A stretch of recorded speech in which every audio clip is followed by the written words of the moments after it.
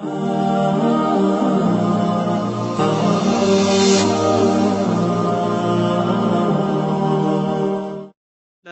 ilaha illallah, inna lil mawti sakarat. And then, as Aisha says, he looked up as though he saw something. And there are other ahadith that say, Jibreel came to him, make your choice, O Muhammad. And he says, Allahumma rafiq al-a'la. Aisha says, I quickly made dua, the recitations to rub on him, to say, oh Allah, cure him. He said, no, but salillah rafiq al-a'la. But ask Allah to give me the companionship of the ones most high.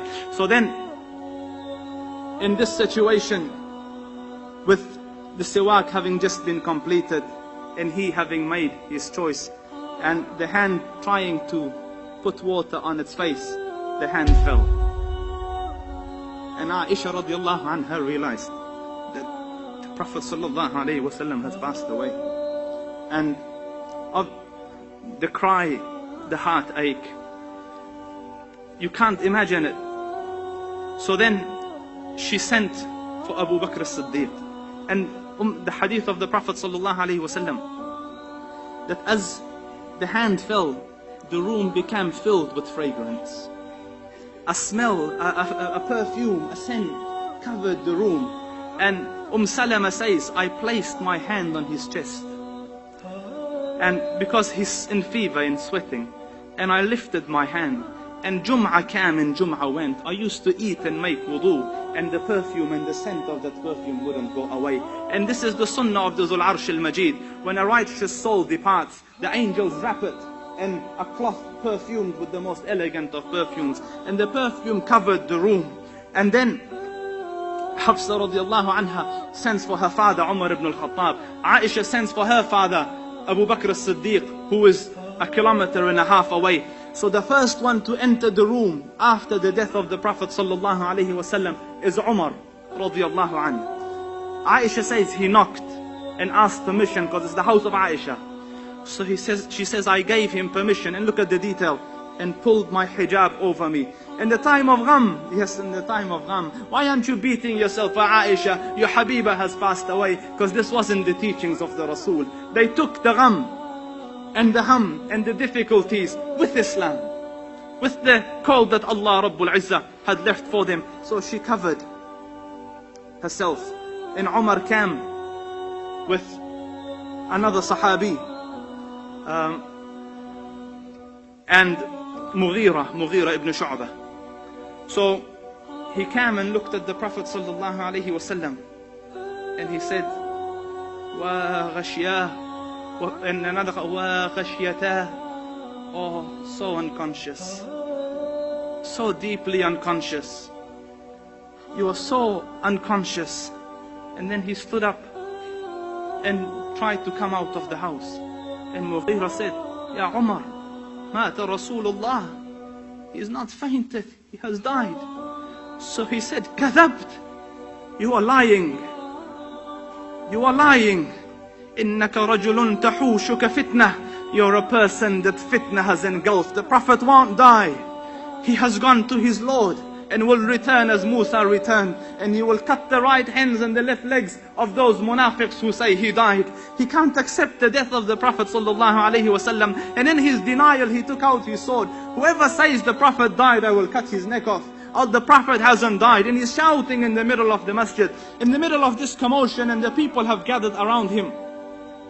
Abbas ibn Abdul Muttalib, realizing the situation, says, Ya ayyuhan nas, O people, is there anyone amidst you who has heard? And it's a confusing time because they don't know what's happening. Umar, one of the greatest of the ummah, is shouting he hasn't died, and the news is coming from the house he has died.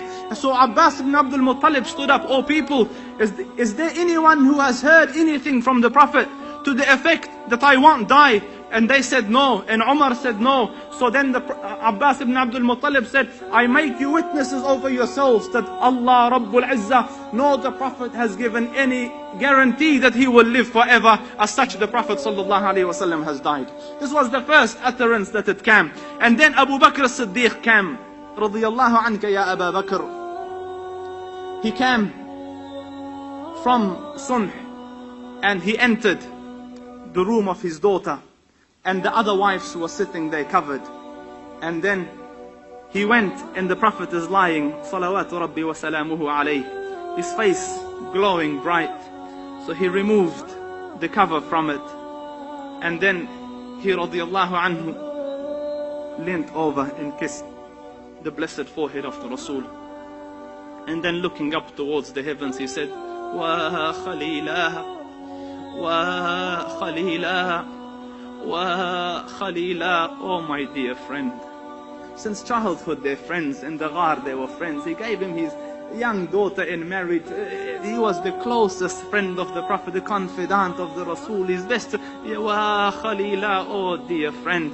And then he leant down and kissed him again. And then he said, Wa Safiya, oh you who are chosen, oh the chosen one. And then he kissed him again. And then this time leant over and kissed him, and he said, Wa Rasulah, oh my Prophet, oh Rasul. And then he says, the death that Allah Rabbul Izzah prescribed upon you, you have tasted it. Allah won't let you taste this death twice. And what the son of Khattab says is nothing. And then he radiyallahu anhu walked out of this room, and Umar is still shouting. So he said, Ala rislika ya Umar, sit o Umar, sit o Umar. And Umar ibn al-Khattab is still shouting. So then he sallallahu alayhi wasallam, he radiyallahu anhu walked to the mimbar in the front of the masjid, and then he gives his timeless words to the ummah. Whoever was worshipping Muhammad, understand that Muhammad has died. But for those of you who are worshipping Allah, understand Allah Rabbul Izzah is eternal and doesn't die. And then he read, وَمَا مُحَمَّدٌ إِلَّا رَسُولٌ قَدْ خَلَتْ مِنْ قَبْلِهِ الرُّسُلُ أَفَإِن مَّاتَ أَوْ قُتِلَ انقَلَبْتُمْ عَلَىٰ أَعْقَابِكُمْ وَمَن يَنقَلِبْ عَلَىٰ عَقِبَيْهِ فَلَن يَضُرَّ اللَّهَ شَيْئًا. Muhammad is not but the Prophet. Prophets have come before him. Prophets have died before him. If he dies or is killed, will you forsake the deen? Will you turn back on your heels? And then Umar says, it's as though I had never heard the verse, and hearing it he felt the truth sank. The Prophet sallallahu alaihi wasallam passed away. أدرك غريق المعاصي، أدرك غريق المعاصي.